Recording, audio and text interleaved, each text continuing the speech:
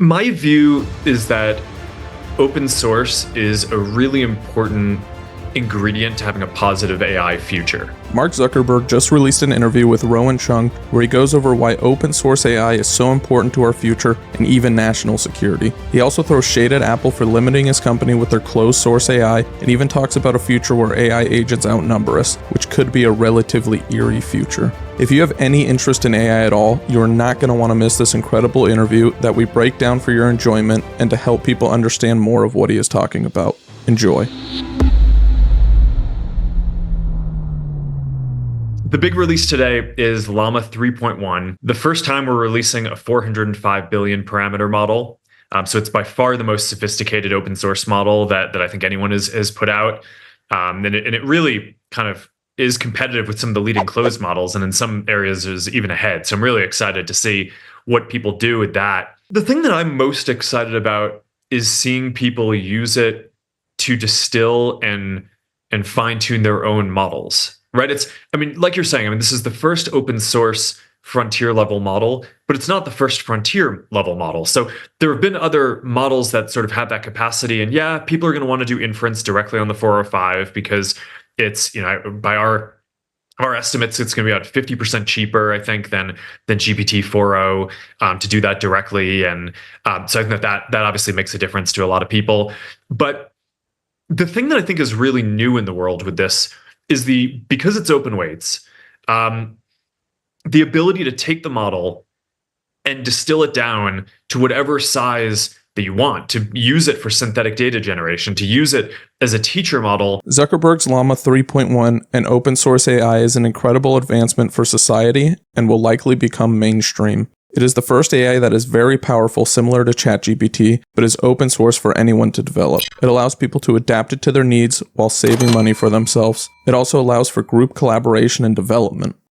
Yeah, taking a step back, I think this is a pretty big moment for open source AI.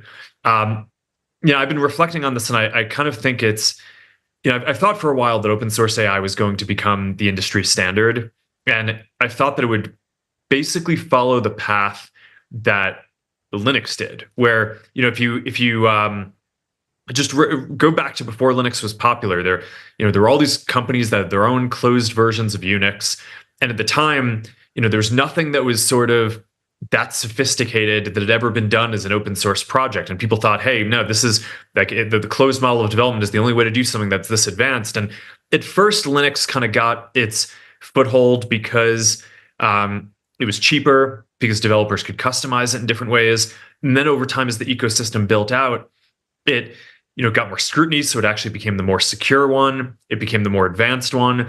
There were more partners that basically had built more capabilities, in the case of Linux, more drivers, and things like that basically ended up making it have more capabilities as well than any closed source Unix. He gives the example of Linux, which is one of the most popular operating systems in the world, like Windows. Currently, Android phones mostly run off of a Linux-based platform. He gives the correlation between how Linux blossomed from the open source advancements, and he believes his AI will do the same. I think that this moment with Llama 3.1 is kind of like that inflection point where I think Llama has the opportunity to become the open source AI standard, for open source to become the standard, the industry standard for AI. And even in the places where it's not yet ahead on performance, it leads on kind of cost and on customizability and on the ability to take the model and fine tune it and do all the things that you want with it. So I think that those are just huge advantages that we're going to see developers take, and we're focusing on building out this partner ecosystem, and there are going to be all these different capabilities that get built out around it. So yeah, really excited to talk about all that. He envisions Llama 3.1 becoming the dominant AI in the market due to its open source and customization. Instead of closed source like ChatGPT and massive paywalls, people can adapt this AI and make it much better. For example, think of Minecraft as the open source. The people that mod the game are the open source changers. They create mods to people's liking, and it allows everyone to enjoy the creations others made, and even build on top of those creations, which is awesome. So our vision for the future, it's not just, it was never that there's going to be one singular thing. I think this is like OpenAI sort of has this vision that they're going to build kind of one big AI. Anthropic does too. Google does too. It's never been our vision. Our vision is that there should be lots of different models. I think every startup out there, every enterprise, governments, they all kind of want to have their own custom models. And yeah, when the closed ecosystem was so much better than open source, it was just better to take the vanilla closed thing off the shelf, because even though you could customize open source, there was still some gap between the performance that you could get. But now we don't see that anymore. Right now, as open source basically closes the gap, I think you're just going to see this wide proliferation of models where people now have the incentive to basically customize and build and train exactly the right size model for what they're doing. Zuckerberg envisions a future where his open source AI branches out and becomes the root of a lot of individual use AIs. He wants people to be able to take his creation and make it their own in order to benefit not only themselves, but society as a whole. We didn't want to be in a position where we had to rely on some competitor for this kind of fundamental technology. So we built it for ourselves. And before Llama 3.1, we kind of had this instinct that if we made it open source, there would be a community that would grow around it, and that would actually extend the capabilities and make it more valuable for everyone, including us.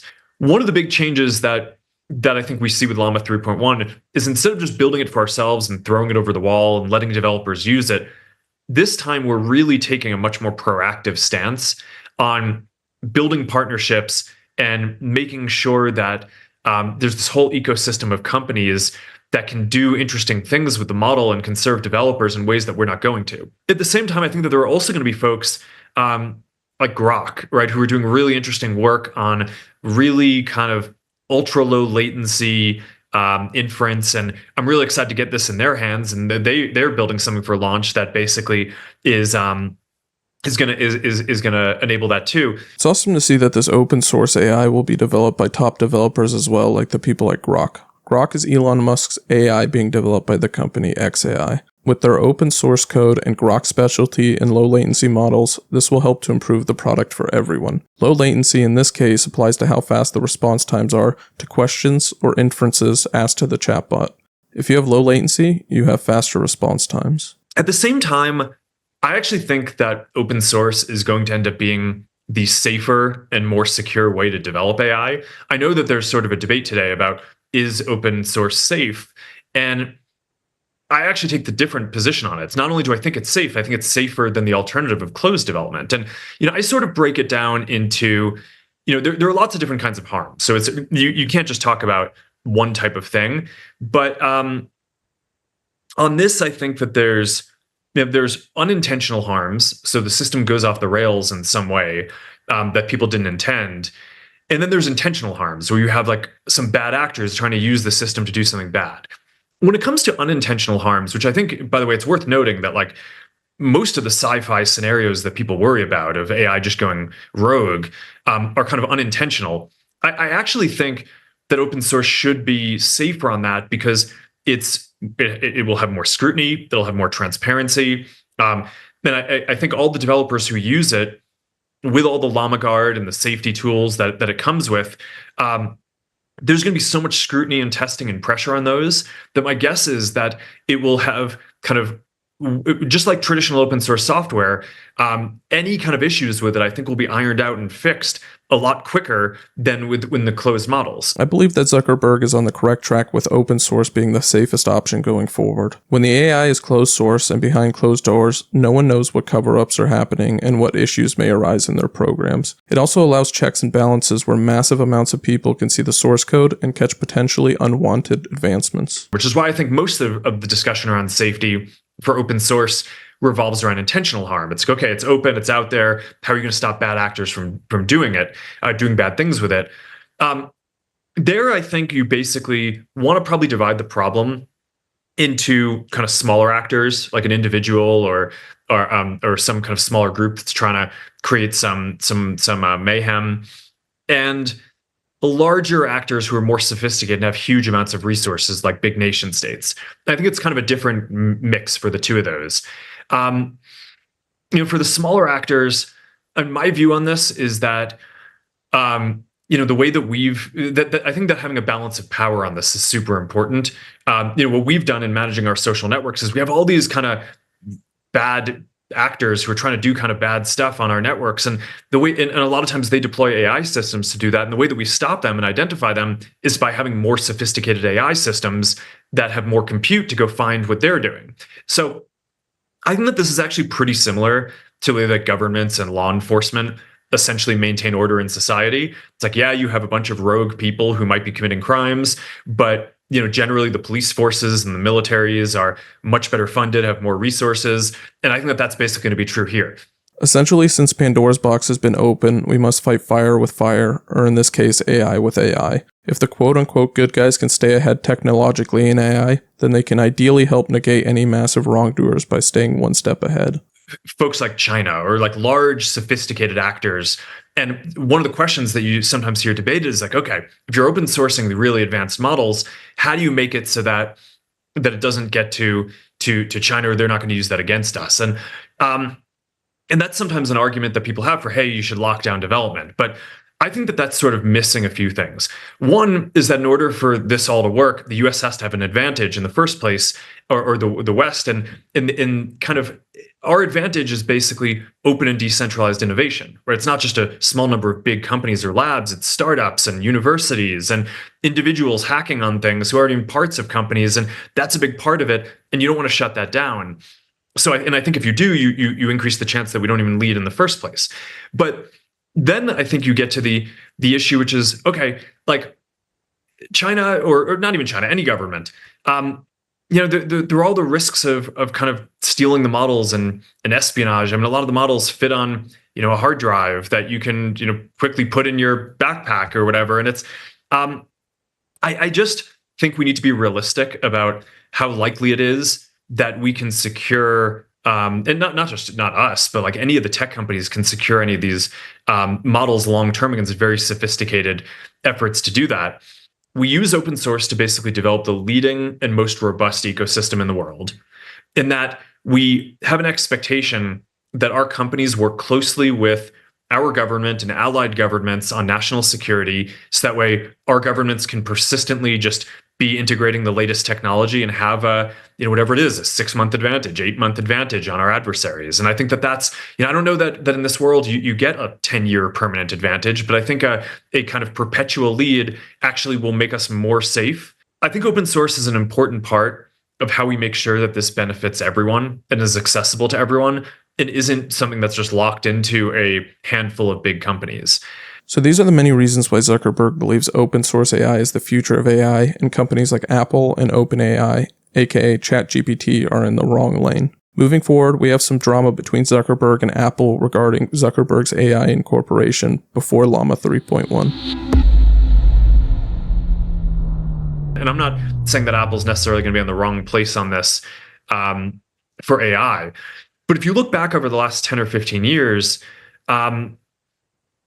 it has been a formative experience for us, is building our services on top of platforms that are controlled by our competitors. And for a number of different incentives, they absolutely, from my perspective, apply different rules to kind of limit what we can do. And yeah, they have all these taxes, and at some point we did we've done some analysis that we think we'd be way more profitable if it weren't for some of these arbitrary rules, and I think a lot of other businesses would be too.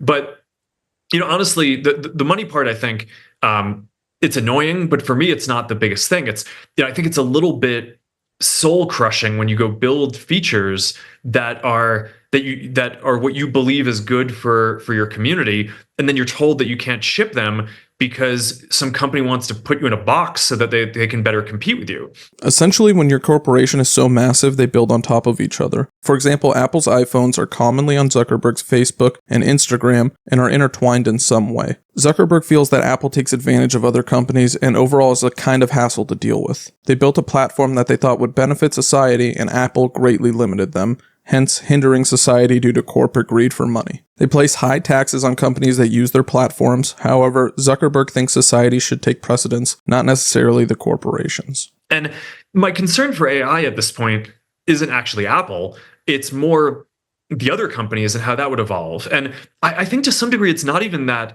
I'm not even saying that they're like bad people. I think that there's just a physics and incentive structure to the system where, if you build a closed system, then eventually there are all these forces on you that sort of kind of push you to kind of clamp down on things.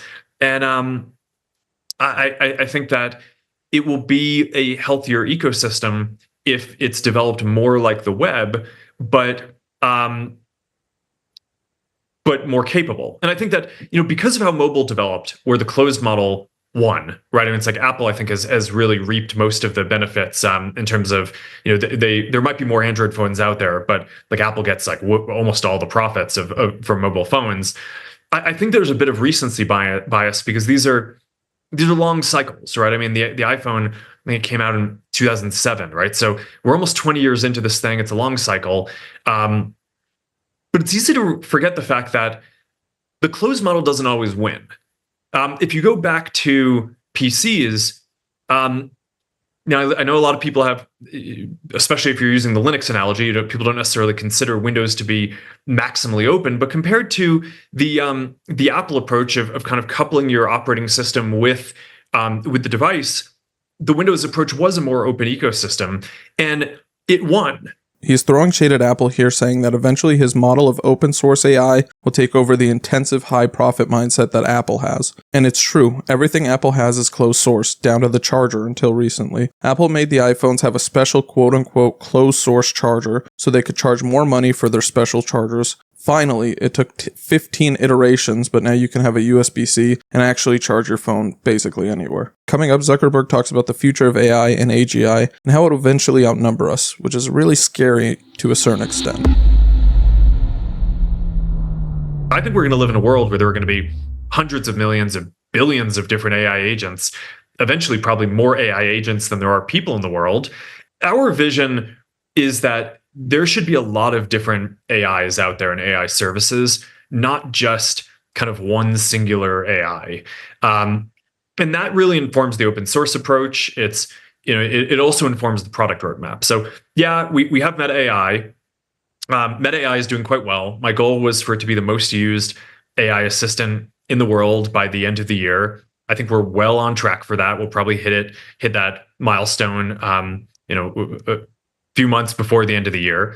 The idea of AI agents and AI in general outnumbering humans is rather worrisome. While most AI agents will be simple chatbots, this is just the infancy of all of this, and who knows what will be created down the road. Clearly, though, Zuckerberg's approach to open source AI is having a positive correlation on the overall world and is rapidly becoming the #1 used AI globally, and should reach that goal within the next few months here. And look, on that, I think we just have the ability in the business model to basically build in the most advanced models in the world and offer it to everyone for free. So I think that's a kind of a huge advantage. It's really easy to use from all of our apps. So I'm pretty excited about how that's going. So we have the basic assistant, and I think that's going to be a big deal. But even more than that, a lot of what we're focused on is giving every creator and every small business the ability to create AI agents for themselves, making it so that every person on our platforms can create their own AI agents that they want to interact with. And if you think about it, these are just huge spaces, right? So there are hundreds of millions of small businesses in the world. And one of the things I think is really important is basically making it so with a relatively small amount of work, a business can basically, a few taps, stand up an AI agent for themselves that can do customer support, sales, communicate with all their people, all their customers. I kind of think that every business in the future, just like they have an email address and a website and a social media presence today, I think every business is going to have an AI agent that their customers can talk to in the future.